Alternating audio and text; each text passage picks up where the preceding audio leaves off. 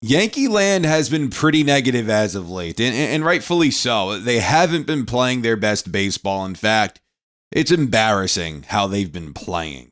Well, today we're going to take a different approach. We're going to talk about the positive things in Yankee land. But do me a favor, if you love the Yankees and you're not subscribed, be sure to subscribe. We're on the road here to 23,000 subscribers. So if you can help us get there, that would be an absolute blessing. And listen, thank you to those who are subscribed. I could not do this without you. I could not talk about the Yankees almost every day without you guys. So thank you so much. It truly does mean a lot. And I sincerely mean that. Thank you guys for making this happen and for allowing me to talk about the Yankees basically every day.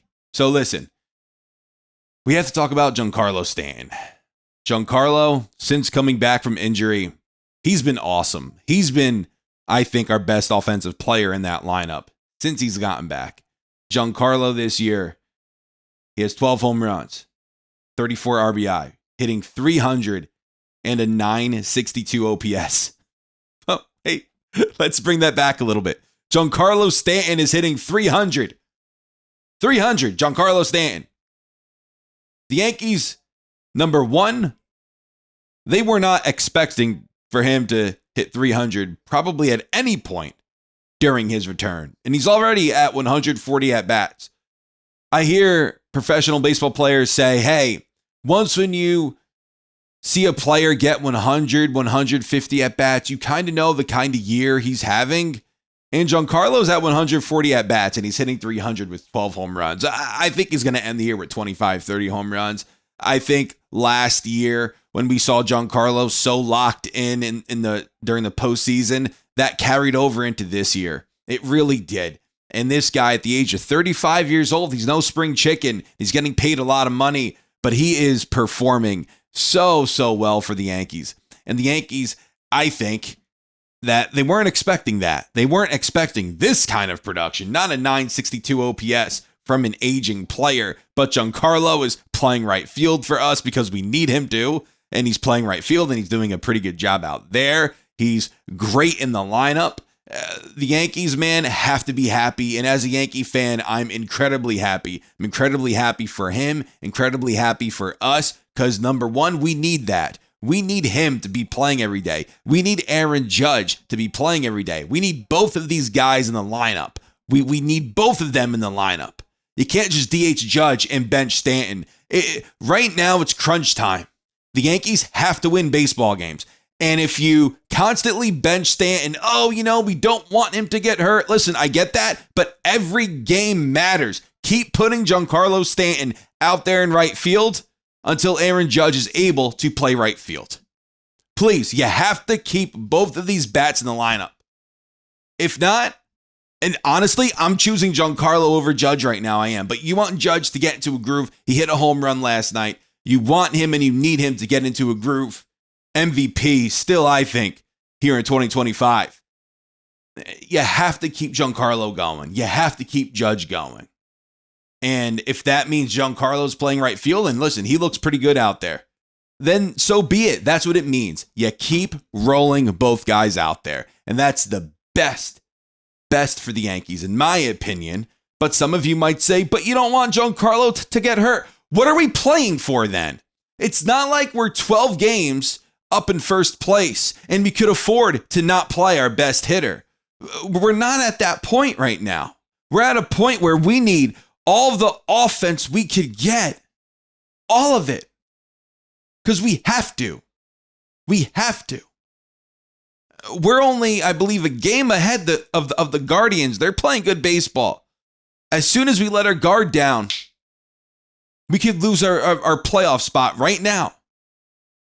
That's what we're talking about right now. The Yankees are on the brink of not making the postseason. It's close. We're still in there. But there is a world where the Cleveland Guardians or even the Texas Rangers leap over the Yankees. The Yankees have to take advantage of this schedule.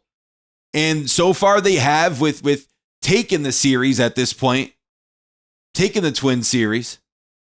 Hopefully they go and sweep them. At the recording of this video, we don't know what the lineup is. We don't know the result of the game. but hopefully they sweep them. And then we go into our next series versus St. Louis, and hopefully we can handle them. Then hopefully we can handle Tampa Bay, because then we have Boston, a really good team. They scare me a tiny bit, but then you have the Nationals, you have the White Sox. So going into another tougher part of the schedule after that, it's important that you win these games and you put yourself in the best spot possible to make the postseason. And with Giancarlo playing like he's playing, that will do that. And that's a great sign for the Yankees. A great, great sign that he's playing so well at the age of 35. And listen to this. After this season, Giancarlo's only a Yankee for 2 more years. If he doesn't extend or sign a new deal, he's only a Yankee for 2 more seasons. Next year, he makes $29 million. In his final year of his deal, he makes $25. The Miami Marlins are paying $10 million of that, of the $29 million next season. So the Yankees are only paying $19 next year. And then in his final year, the Marlins are paying 10 of that 25. So the Yankees are only paying Giancarlo $15 million in his final year. And he's playing like this at the age of 35. He's made such great adjustments this season that why can't this carry over the next 2 years? Why not? I think it will. And I think, honestly, we weren't saying this a year or two ago.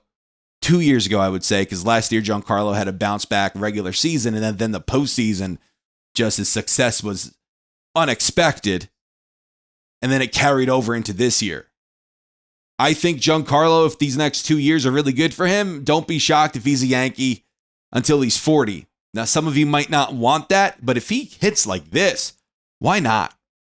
And if he could potentially help us to a championship, our first World Series title since 2009, why not?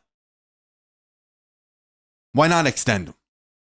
Why not sign him to a new deal if he's playing well over these next 2 seasons? Some of you might think I'm nuts for saying that, but I don't think I'm crazy. Now let's talk about Luke Weaver a little bit. Luke Weaver had a terrible, terrible July, but he just needed that month to end because his last 12 appearances, or his last 7 appearances, let's go over that, 14 days, Luke Weaver does not have an earned run. He's pitching to a 0 ERA, 9 strikeouts, 2 walks in 7 appearances over his last 14 days. WHIP, 0.545 WHIP. Very good. We need him. We need Bednar to continue pitching well. Yuri De Los Santos, right? Tim Hill, Camilo Duvall, Devin Williams, Fernando Cruz when he comes back. Hopefully he comes back soon. We need these guys to pitch well. We need them to. And Luke Weaver, as of late, he's been good. We needed him to adjust, and he has adjusted. Great timing because of Bednar, man. He's our closer, and he's earned that. Bednar is our closer. Duvall, Weaver are the setup guys. Bednar is our closer. Has to be. Then you throw in Fernando Cruz into that mix. Devin Williams, in my opinion, he should have pitched last night. They were up 9-1. You threw in Yuri, who's pretty much a low leverage guy, but he's been having a good season. You threw him in the 9-1 game. I thought that was a great opportunity to see what Devin Williams had to offer there. I did. I think that was a great opportunity not to waste Tim Hill and not pitch Yuri. I would have thrown Devin in there, Then if he gives up a couple runs, bring in Yuri, it's 9-3, 9-4, you're still up by 5. I really feel like you could have utilized Devin there and have him just build up that confidence, because it's not that the stuff isn't there. The guy's just not confident right now. He's not confident in what pitches he's throwing. He's just not. So you need him to go into low leverage spots, winning or losing, and just have him pitch and have him succeed to build that confidence up. And that's very important for the Yankee bullpen. But listen, guys, thank you so much for watching. Let me know what you guys think. This is Joe. Take care.